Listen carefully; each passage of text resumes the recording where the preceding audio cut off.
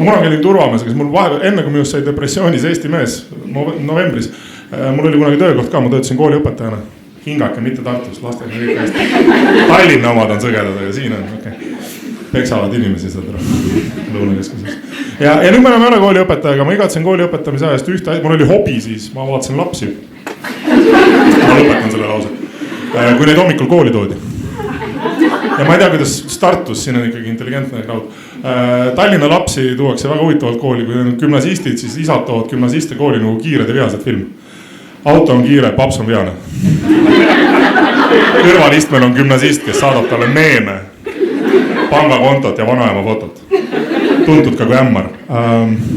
Kanna raha. Esimese klassi lapsi toovad papsid kooli nagu Volt süüa toob. See on hästi segaduses mees.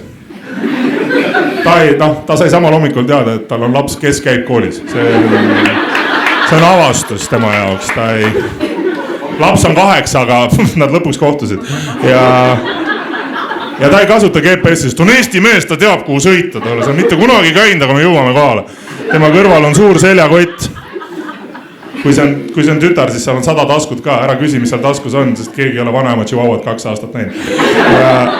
Kui see on poeg, seal on 40 kilo tapeeti. Remont. Ja selle seljakoti küljes on Jeesus.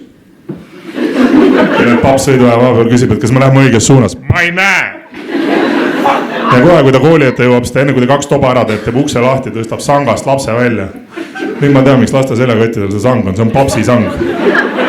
Magamistoast välja, sangast kinni, autosse, kooli ette, sangast kinni välja, autosse, tagasi magamistuppa. Ma ei taha rohkem midagi teada, äratage mind aasta pärast.